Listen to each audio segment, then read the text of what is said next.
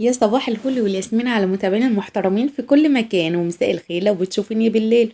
وحابة في أول فيديو كده أشكر كل الناس الجداد عندي، ويا ريت الناس اللي أنا بدخل عندهم وبكتب لهم وطبعا بسيب تعليق من محتوى الفيديو، يا ريت كلنا نكتب لبعض من محتوى الفيديو، لأن أكبر غلط إنك بتكتبي بره محتوى الفيديو.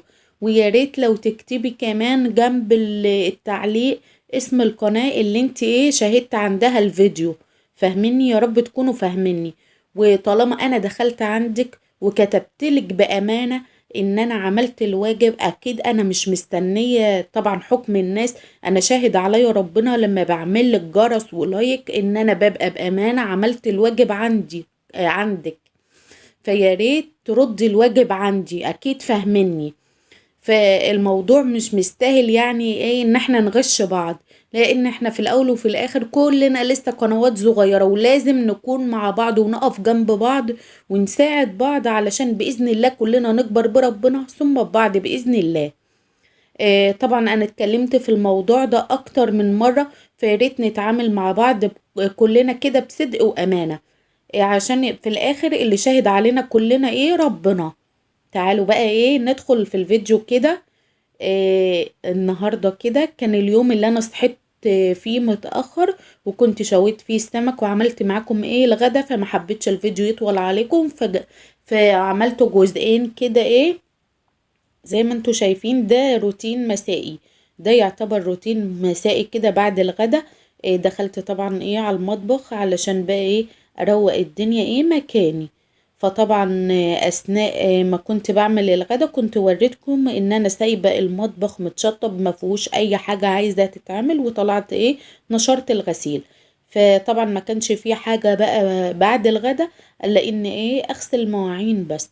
طبعا بدأت بالحوض لان كان في المواعين ديت كانت متزفرة وكده مكان السمك، فغسلت الحوض طبعا. وبعد ما غسلت الحوض طبعا حطيت عليه خل، وانا بغسل الحوض كده حطيت مع الصابون خل، لان الخل بيضيع الزفارة. فكده غسلت الحوض الاول طبعا، بعد ما غسلت بواقي الاكل من الاطباق عشان انزل الاطباق على حوض نظيف. اكيد الناس اللي معايا من الاول وبيشاركوا معايا الروتين عارفين الكلام ده كله. يا ريت تساعدوني ان انا اكمل الشرط الاول اللي هم الالف مشترك قبل نهاية السنة باذن الله. يا ريت بقى نقف جنب بعض كده ونبقى جدعان بقى مع بعض كده. كده اهوت خلصت هخلص بقى المواعين، خلصت الحوض ودخلت كده على الاطباق. والاطباق حطيت في سائل المواعين كمان حطيت خل. ديت معلومة كده، لو مش عندك جربيها كده، مش هتلاقي في المواعين اي زفارة. لما تحطي مع سائل المواعين تحطي معاه كده مقدار معلقتين من الخل. كده اهو غسلتهم وحشطفهم، وطبعا هغسل الحوض وانضف الدنيا. كل اي حاجة تشك فيها انها طالتها زفارة، يعني ان تغسليها كويس. طبعا انا صاحية من النوم فما فيش تركيز كالعادة طبعا.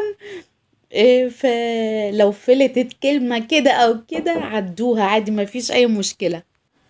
وطبعا احسن حاجة تعمليها اصلا بعد الغدا على طول انك تشطبي المطبخ. بتشطبي بقى المطبخ من مواعين، من بوتاجاز، من رخامات، من اي حاجة عندك في المطبخ عايزة تتعمل، لانك بمجرد بعد الاكل قعدتي خلاص هنأنتخ كده وخلاص نسيب الدنيا بقى تضرب تقلب.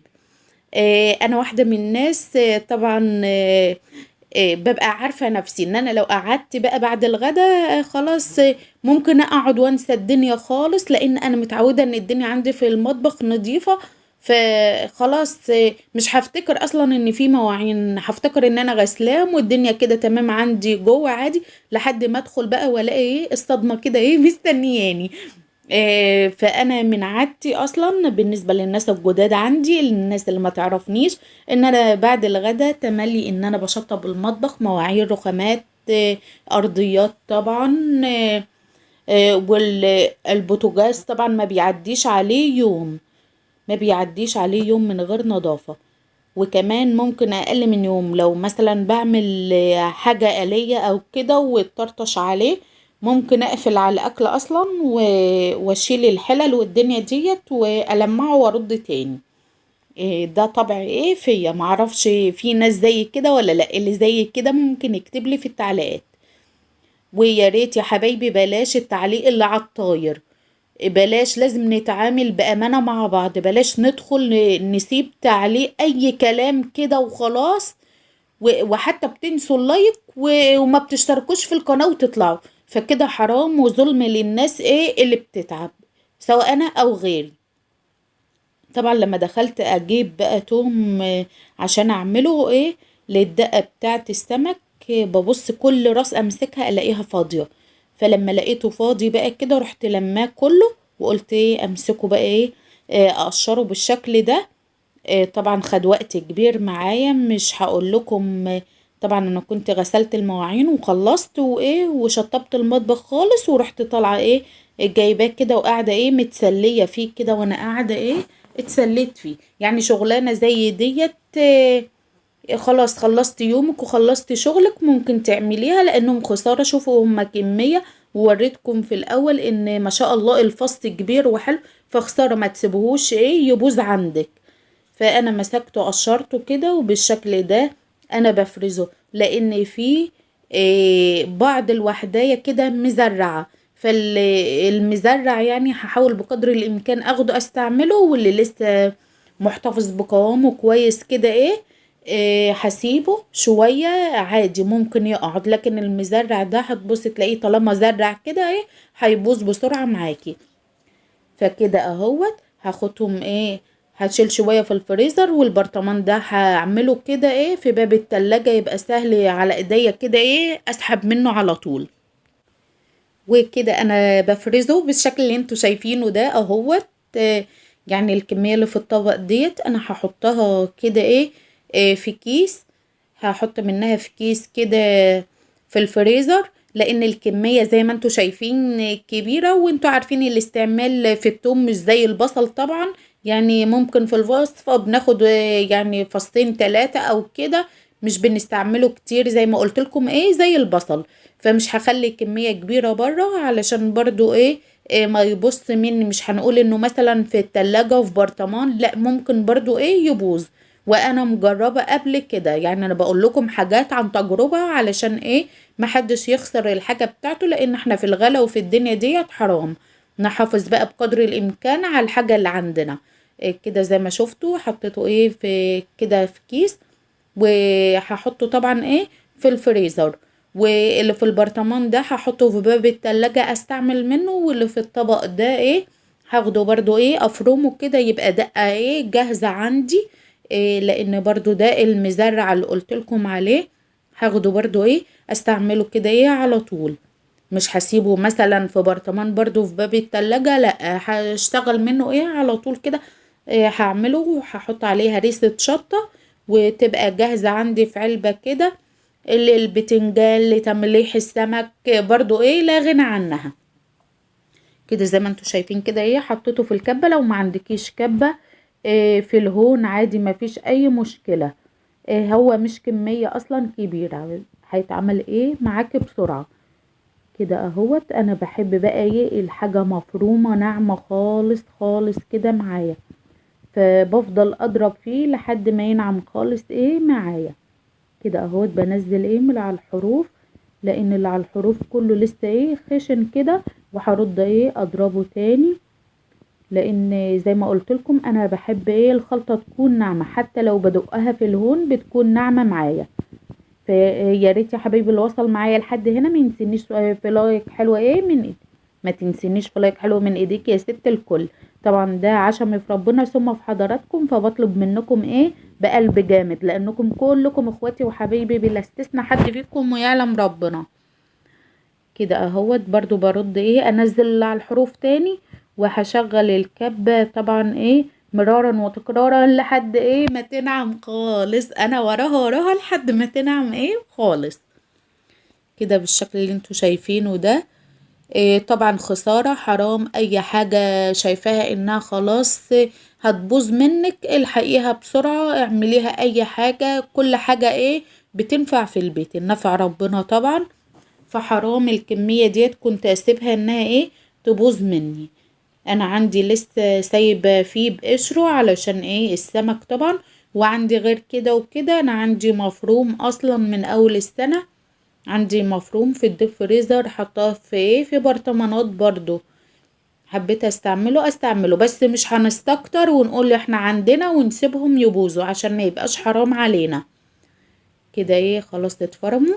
وهحطهم في العلبة الصغيرة الحلوة ديت واقفل عليها، هحطها في الديب فريزر او في الفريزر. مش هسيبها في التلاجة. هتسيبيها في التلاجة وعارفة ان استعمالك كتير مثلا وهتخلص منك بسرعة، هتحطي على وشها كده زيت، وتسيبيها في التلاجة تستعملي منها. كده بعد ما خلصت طبعا وغسلت الكبة ونضفت الدنيا حواليا طبعا مكان الشطة والكلام ده كله، هعمل لهم بقى كوكتيل. حاجة حلوة بقى ترطب على قلبهم كده مكان السمك. انتوا عارفين ان السمك بيحب المية الكتير بقى وعايز يعوم. فنفضل طول ما احنا قاعدين بقى نشرب مية. وانتوا عارفين بقى الشتاء والمية والدنيا دي كلها، مش هقول لكم بقى. الشتاء مش محتاج كلام في المية طبعا. فقلت بدل ما كل شوية يشربوا مية وكده، اعمل لهم حاجة مفيدة وتغذيهم كده طبعا في الصيام. طبعا اللي بيعوض بقى اللحوم والفراخ والكلام ده والبروتين عامة في الصيام، الخضار والفواكه. فبقدر الامكان بحاول اعوضهم بالفاكهة بالخضار، ان انا ادعمهم كده في طبق سلطة محترم زي اللي عملته جنب السمك كده. او برضو احط لهم فاكهة مع بعضها كده مشكلة، بحيث لو مش بيحبوا نوع معين في الفاكهة ديت يبقى مختلط كله مع بعضه، يضطروا ياكلوه طبعا. مش هيفضلوا ينقوا كده، لا، هياكلوه كله مع بعضه، لانه كله هيبقى واخد من طعم بعضه كده. فهيضطروا ياكلوه حتى لو غصب عنهم. بس بأمانة حبوه وبألف هنا وشفا على قلبهم، كلوه زي الفل معانا. فيعني طبق زي ده كده نعمله فروت سلطات كده، او سلطة فواكه، او كوكتيل، حسب بقى ما تسميه كده. هعمله لهم سهل وسريع جدا جدا جدا. وهعمله لهم بألف هنا على قلبهم زي ما انتوا شايفين كده. كان معايا اللي هو الكنتالوب، ومعايا كيوي، ومعايا تفاح ومعايا موز بالشكل اللي انتوا شايفينه ده. وايه كده قطعته كله بالشكل اللي انتوا شايفينه ده. وكمان لو عندك اي فاكهة انت اولادك بيحبوها وينفع تتحط حطيها كده. معانا جبت كده قطع من المانجا اللي كنت مفرزاها ديت، كده مكعبات زي ما انتوا شايفين كده. طبعا هي مكتلة كده بسبب انها كانت في الفريزر طبعا، وما كنتش مطلعاها قبلها. وكمان قلت اعمل لهم شوية عصير جوافة كده، كان عندي كيس مطلعاه. فقلت اعمله لهم بالمرة. طبعا الجوافة دي كنت مفرزاها من السنة اللي فاتت، وطبعا الجوافة طلعت وكده. فقلت اعملها لهم بقى بما ان الجوافة طلعت، بدل ما تفضل عندي زيادة عن كده. لا خلاص الجوافة طلعت. وانا عندي مايكل مدمن عصاير، فقلت اطلعها كده اعملها برضو جنب الفروت سلطات اللي عايز. وكده عملت العصير. فقلت بقى اللي عايز يشرب منه يشرب، بدل المية اللي يفضلوا يشربوا فيها. لا، العصير مهما كان مفيد للجسم. وانا ما حبيتش اعمل الفروت سلطات باي عصير، لان اي عصير هتحطيه عليه بحس كده انه يعني هو طعمه اللي طاغي على الحاجة. فعملت زي مية بسكر بليمون كده، ورحت حطها عليه. منها الليمون بيحفظ اللون، حتى لو بات عندك بيحفظ لون الفاكهة معايا، وبيخليها محتفظة بلونها، مش بتسمر ولا اي حاجة. ومنها كمان مزازة الليمون بتدي طعم كده مع الكوكتيل ده، بيبقى طعمه تحفة. جربي كده وان شاء الله هيعجبك. كده ايه بدأت احط لاولادي كده عشان ياكلوه بالهنا والشفا، واروح برضو ايه اشوف اللي ورايا.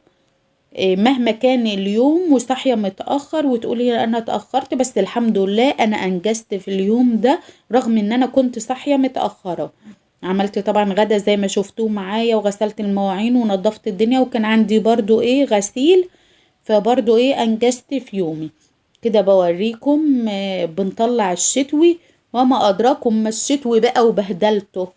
يعني انا كنت بوريكم حاجات بسيطة انا مطلعة دولت كده ايه من الدولاب.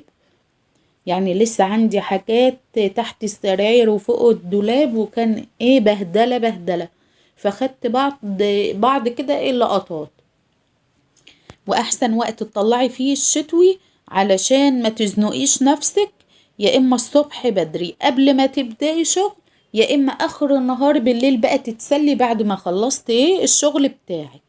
انا كده بعد ما خلصت يومي طبعا بصراحة، وانا كنت لسه بعمل الكوكتيل اسفة، قلت لمريان ايه قبل ما اخلص طلعي لي ايه الهدوم. فبدأت بقى تطلع لي الهدوم من الدولاب. كنا حاطين شوية في الدولاب من تحت كده، المكان ده كده ما كناش بنستعمله، فكنا ايه حاطين فيه الهدوم. وبدأت بقى ايه اطلع هدومهم وبطبقها ايه التطبيقة ديت ايه, حلوة ومش بتاخد ايه مكان.